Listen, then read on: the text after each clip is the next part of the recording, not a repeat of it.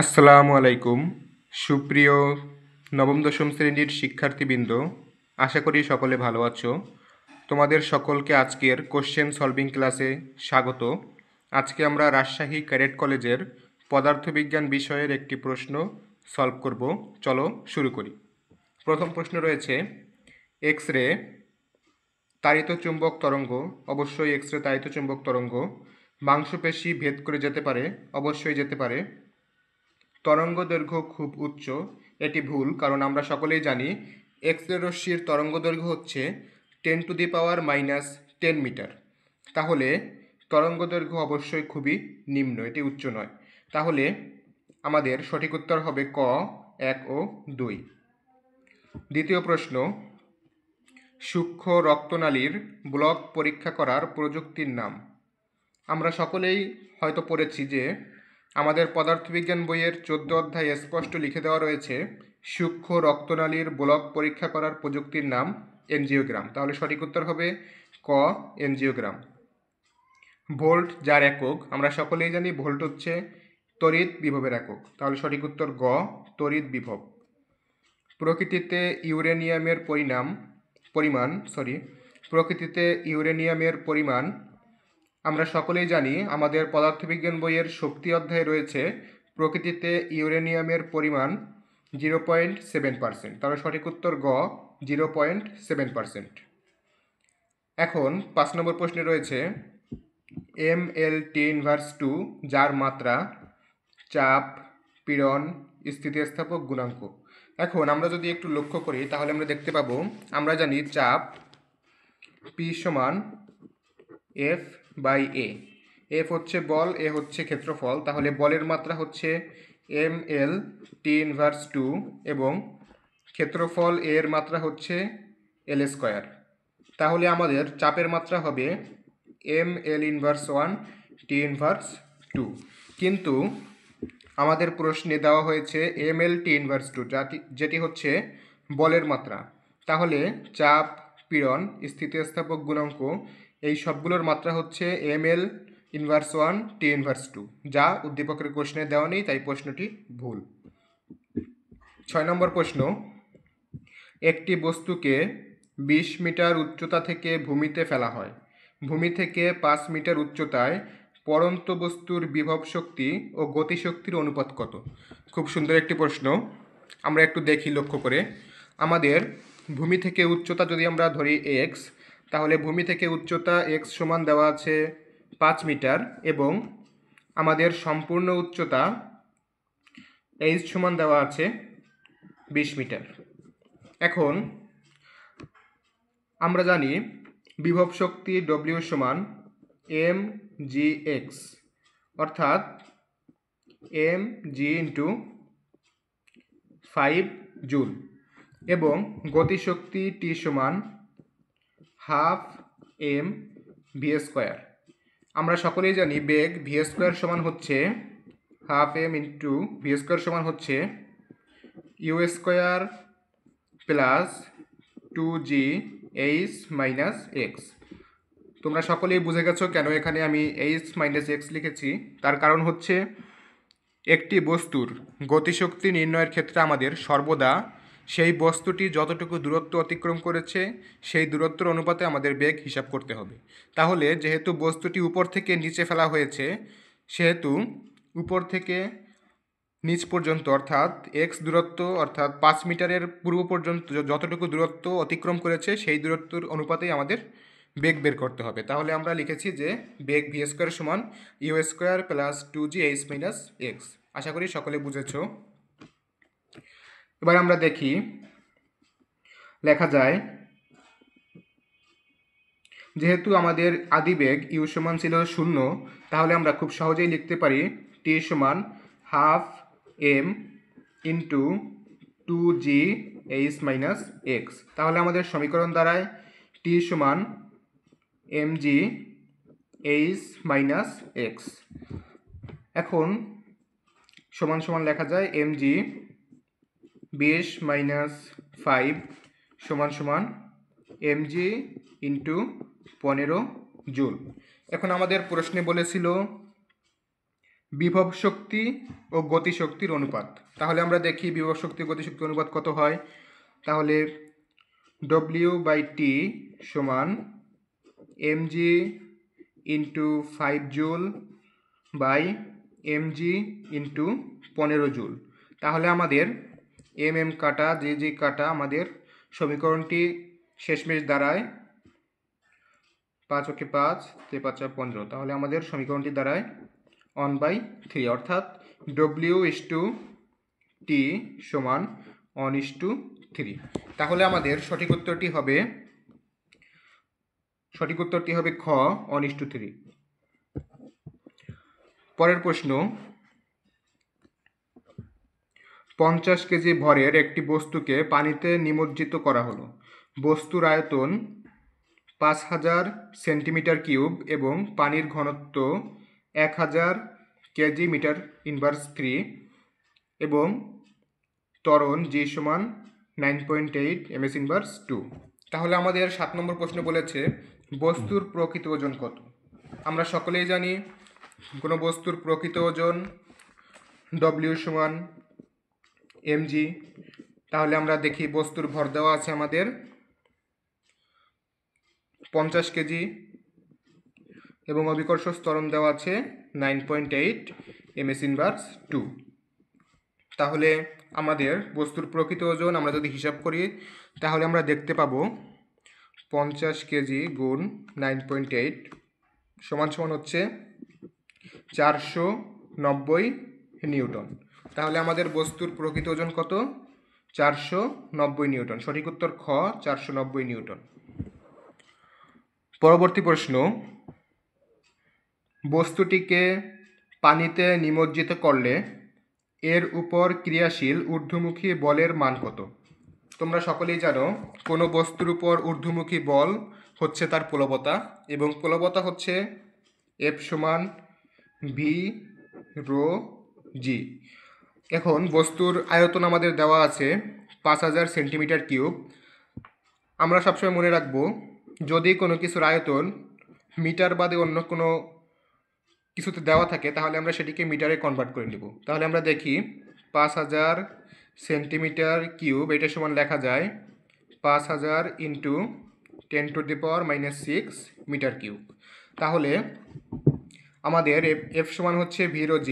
তাহলে আমরা লিখতে পারি 5000 ইন্টু 10⁻⁻6 ইন্টু আমাদের রো ঘনত্ব দেওয়া আছে 1000 এবং জি এর মান দেওয়া আছে 9.8 এত নিউটন। তাহলে আমাদের সঠিক মানটি কত আসে আমরা একটু দেখি।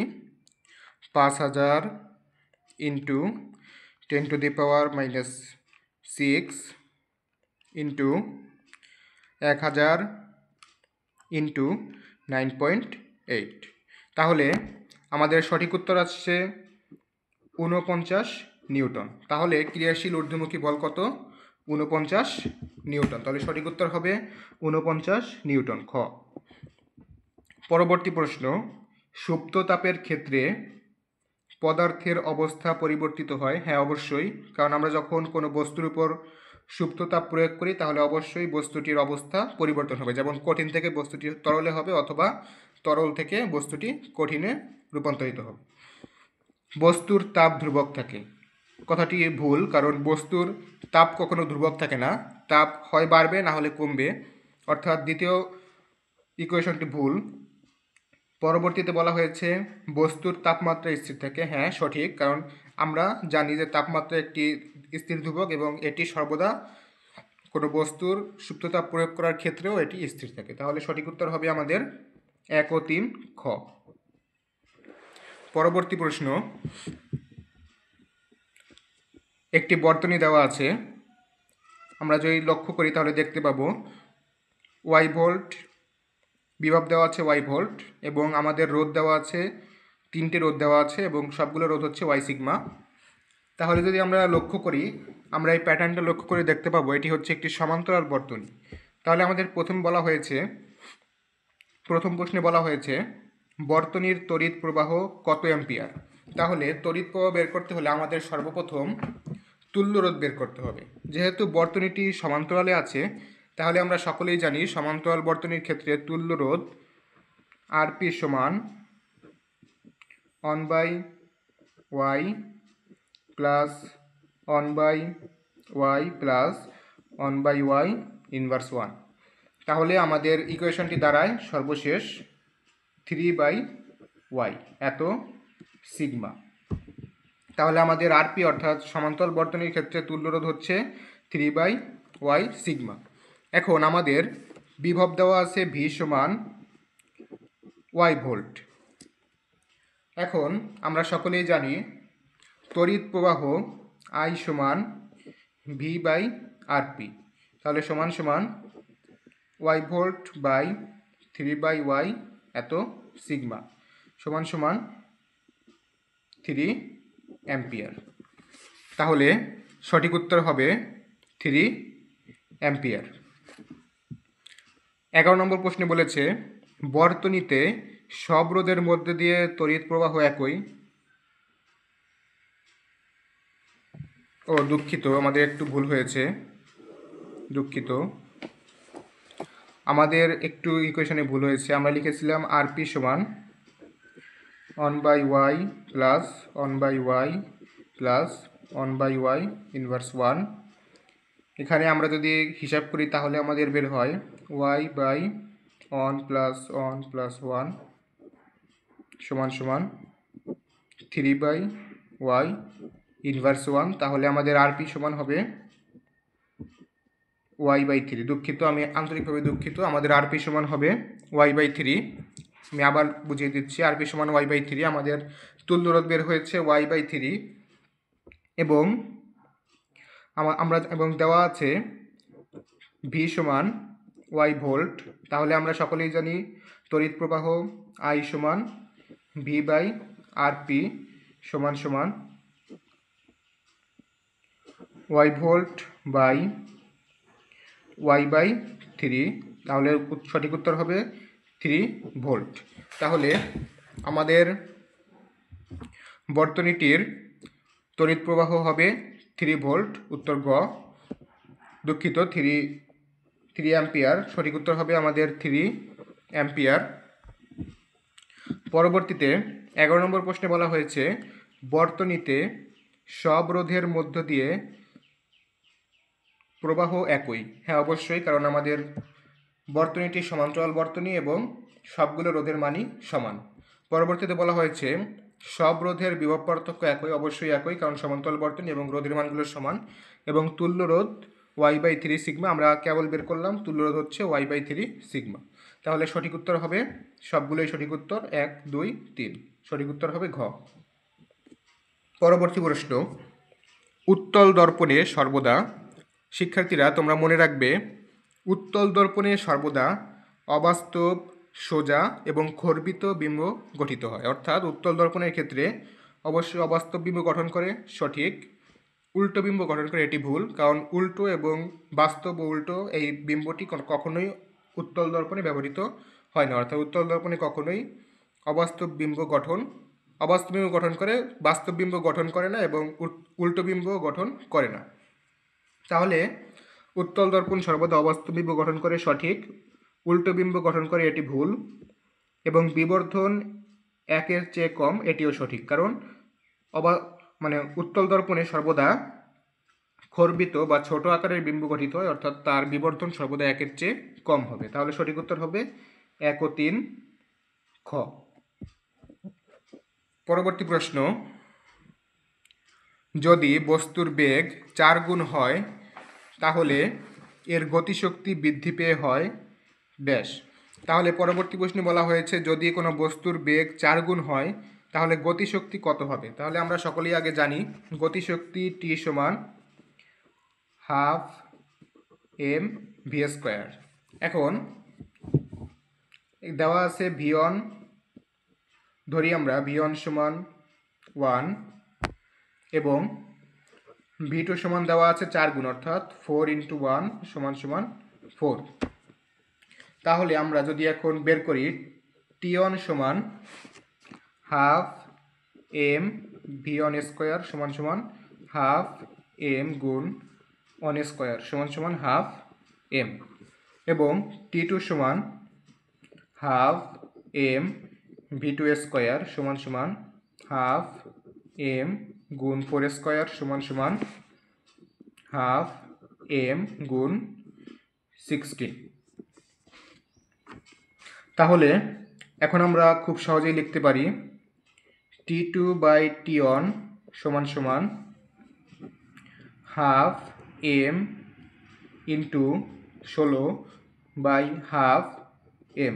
তাহলে হাফ হাফ কাটা, এম কাটা, নিচে থাকলো, উপরে থাকলো 16, নিচে থাকলো 1। তাহলে T2 সমান 16 T1, অর্থাৎ T2 হচ্ছে T1 এর 16 গুণ।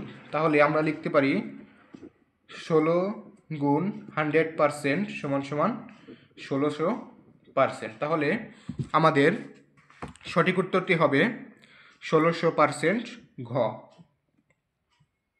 পরবর্তী প্রশ্ন, উৎস ও প্রতিফলকের দূরত্ব 40 মিটার, 0 ডিগ্রি সেলসিয়াস তাপমাত্রায় শব্দের বেগ 330 ms/1। এখন উদ্দীপকের বায়ুতে শব্দের বেগ কত? আমরা যদি লক্ষ্য করি, বায়ুর তাপমাত্রা দেওয়া আছে 27 ডিগ্রি সেলসিয়াস। তোমরা সকলেই জানো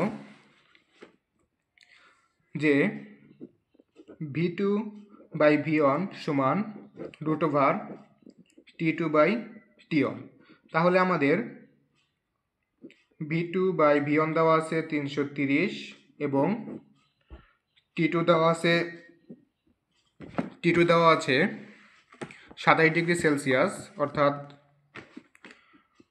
27 প্লাস 273 এত কেলভিন, আর T1 হচ্ছে 0 ডিগ্রি সেলসিয়াস অর্থাৎ 273 কেলভিন। তাহলে V2 সমান হবে √27 প্লাস 273 ভাগ 273 ইন্টু 330 এত ms/1। তাহলে আমরা বের করে ফেলি আমাদের V2 কত হয়। √27 প্লাস 273 ভাগ 273 ইন্টু 330। তাহলে আমাদের V2'র মান হচ্ছে 345.93, যা প্রায় 346 ms/1 এর সমান। তাহলে আমরা বলতে পারি যে উদ্দীপকের বায়ুতে শব্দের বেগ হচ্ছে 346 ms/1। সঠিক উত্তর গ। পরবর্তী প্রশ্ন, উপরের চিত্র অনুযায়ী প্রতিধ্বনির ক্ষেত্রে জি কোর শুনবে না। দেখি আমরা সঠিক কিনা। এখানে জি কোর থেকে প্রতিফলকের দূরত্ব 16.5 মিটার এবং আমাদের বায়ুতে শব্দের বেগ 346 ms/1। তাহলে আমরা দেখে নেই যে প্রতিধ্বনি কি জি কোর শুনবে নাকি শুনবে না।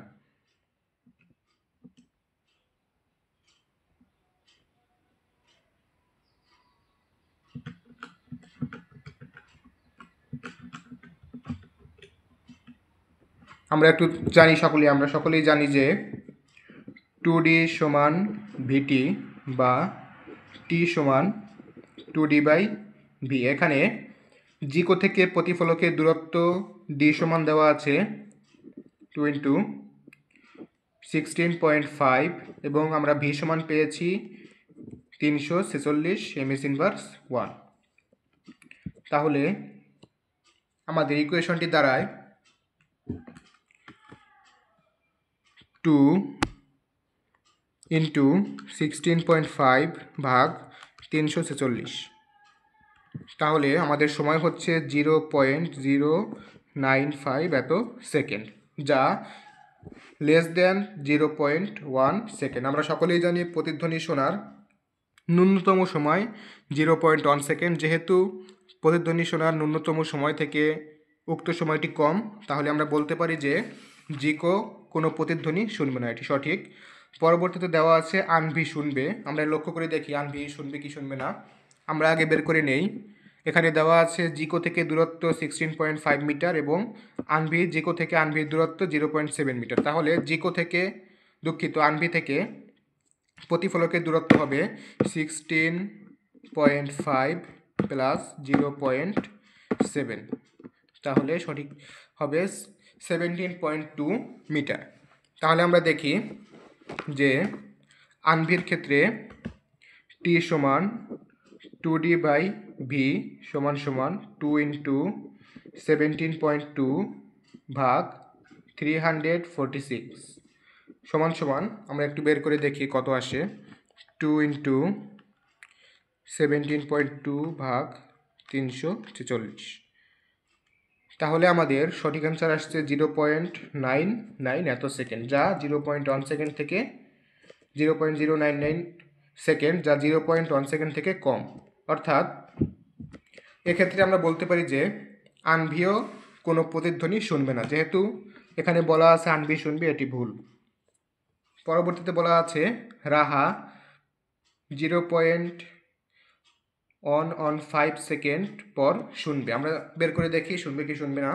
তাহলে রাহা থেকে প্রতিফলকের দূরত্ব হবে 2.8 প্লাস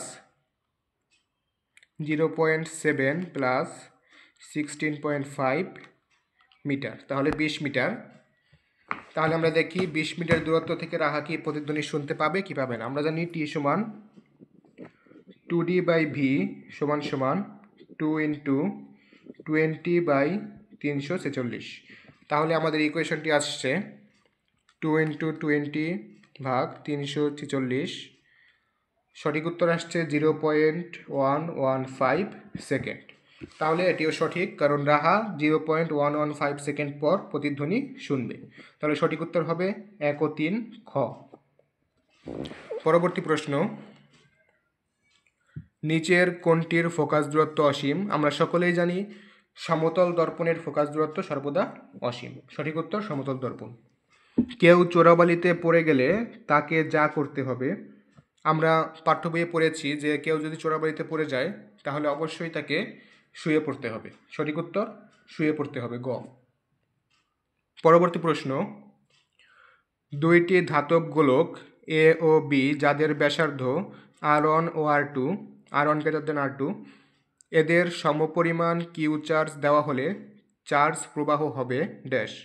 এটি একটি ইন্টারেস্টিং কোশ্চেন, কারণ এটি একটি বেসিক কোশ্চেন। আমরা জানি যে যদি দুটি গোলক এ ও বি দেওয়া থাকে এবং তাদের মধ্যে চার্জ দেওয়া হয়, সেই চার্জের প্রবাহ হতে হলে আমাদের অবশ্যই গোলক দুটিকে পরিবাহী তার দ্বারা সংযুক্ত করতে হবে। যদি আমরা পরিবাহী তার দ্বারা সংযুক্ত না করি তাহলে কখনোই কোনো চার্জের প্রবাহ হবে না। যেহেতু এখানে বলা হয়েছে যে দুটি ধাতব গোলক এ ও বি যাদের ব্যাসার্ধ দেওয়া আছে এবং চার্জের পরিমাণ দেওয়া আছে, কিন্তু পরিবাহী তার দ্বারা সংযুক্ত হওয়ার কথা বলা নেই, তাহলে আমরা বলতে পারি যে উদ্দীপকের গোলক এ ও বি এর মধ্যে কোনো চার্জের প্রবাহ হবে না। সঠিক উত্তর হবে প্রবাহ হবে না, গ। পরবর্তী প্রশ্ন, আপেক্ষিক রোধের একক। আমরা সকলেই জানি আপেক্ষিক রোধের একক হচ্ছে সিগমা মিটার, ক। সঠিক উত্তর ক। তোমার পরবর্তী প্রশ্ন, তোমার উচ্চতা 6 ফিট হলে তোমার বিম্ব দেখার জন্য দর্পণের উচ্চতা কত হবে? প্রিয় শিক্ষার্থীরা, তোমরা মনে রাখবে যদি কোনো উচ্চতা দেওয়া থাকে এবং সেই উচ্চতার বিম্ব সম্পূর্ণ কেউ দেখতে চায় তাহলে অবশ্যই তাকে সেই উচ্চতার অর্ধেক পরিমাণ উচ্চতার একটি বিম্ব ব্যবহার করতে হবে। অর্থাৎ তোমার উচ্চতা যদি 10 ফিট হয়, তোমাকে অবশ্যই তার অর্ধেক 5 ফিটের একটি বিম্ব দর্পণ ব্যবহার করতে হবে। অনুরূপভাবে এখানে যেহেতু বলা আছে উচ্চতা 6 ফিট, সেহেতু পূর্ণবিম্ব দেখার জন্য আমাদের অর্ধেক অর্থাৎ 3 ফিটের একটি দর্পণ ব্যবহার করতে হবে। সঠিক উত্তর হবে 3 ফিট, গ।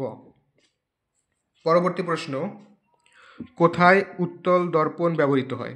আমরা সকলেই জানি গাড়ির যে আয়না থাকে সেই আয়নায় উত্তল দর্পণ ব্যবহৃত হয়। সঠিক উত্তর গাড়ি। পরবর্তী প্রশ্ন, নিচের কোনটি পূর্ণ অভ্যন্তরীণ প্রতিফলনের উদাহরণ নয়? মরীচিকা অবশ্যই পূর্ণ অভ্যন্তরীণ প্রতিফলন, অপটিক্যাল ফাইবার এটিও পূর্ণ অভ্যন্তরীণ প্রতিফলন, রংধনু এটিও পূর্ণ অভ্যন্তরীণ প্রতিফলন, কিন্তু তারার প্রজ্বলন এটি পূর্ণ অভ্যন্তরীণ প্রতিফলন নয়, এটি একটি বায়ুমণ্ডলীয় বিপণন। তাহলে আমরা বলতে পারি যে সঠিক উত্তর হবে তারার প্রজ্বলন, ঘ। অর্থাৎ তারার প্রজ্বলন কোনো পূর্ণ অভ্যন্তরীণ প্রতিফলনের উদাহরণ নয়। সঠিক উত্তর ঘ।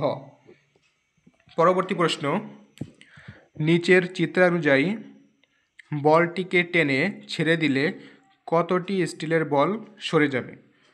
আমরা সকলেই জানি নিউটনের দোলনা ভারসাম্য বল অনুযায়ী যদি আমরা কোনো বস্তুকে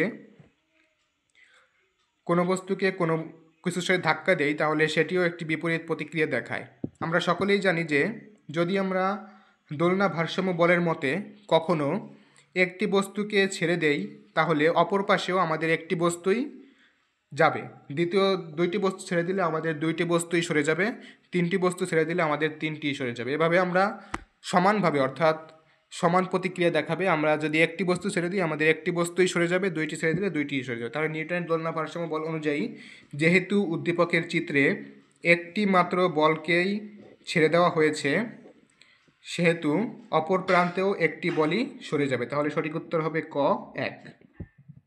পরবর্তী প্রশ্ন, 10 কেজি ভরের একটি বস্তুকে যথাক্রমে 40 মিটার, 50 মিটার, 60 মিটার ও 70 মিটার উচ্চতায় রাখা হলো। কোন অবস্থানে এর বিভব শক্তি সর্বোচ্চ হবে? আমরা জানি সকলেই যে বিভব শক্তি W সমান mgh, অর্থাৎ যদি আমরা এই m এবং g অর্থাৎ ভর এবং অভিকর্ষ ত্বরণকে ধ্রুবক ধরি তাহলে আমরা লিখতে পারি W সমানুপাতিক h, অর্থাৎ h এর মান যত বাড়বে বিভব শক্তিও তত বাড়বে, অর্থাৎ উচ্চতা আমাদের যত বেশি হবে বিভব শক্তিও আমাদের তত বেশি হবে। তাহলে আমরা প্রশ্নে দেখি দেওয়া আছে 40 মিটার, 50 মিটার, 60 মিটার, 70 মিটার। তাহলে আমরা সকলেই বলতে পারি যে উচ্চতা যত বেশি হবে অর্থাৎ 70 মিটার উচ্চতায় বিভব শক্তি আমাদের সর্বোচ্চ হবে। সঠিক উত্তর হবে ঘ 70 মিটার। পরবর্তী প্রশ্ন, তোমার ওজন ভূপৃষ্ঠে 539 নিউটন হলে চাঁদের পৃষ্ঠে তোমার ভর কত? এটি একটি মজার প্রশ্ন। তোমরা প্রিয় শিক্ষার্থীরা তোমরা মনে রাখবে কোনো কিছুর ভর সর্বদা একই থাকে, কখনো ভরের কোনো পরিবর্তন হয় না। ভূপৃষ্ঠে তোমার ভর যত ঠিক তুমি যদি চাঁদে যাও তোমার ভর একই থাকবে, কিন্তু ওজনের পরিবর্তন হয়, ভরের কোনো পরিবর্তন হয় না।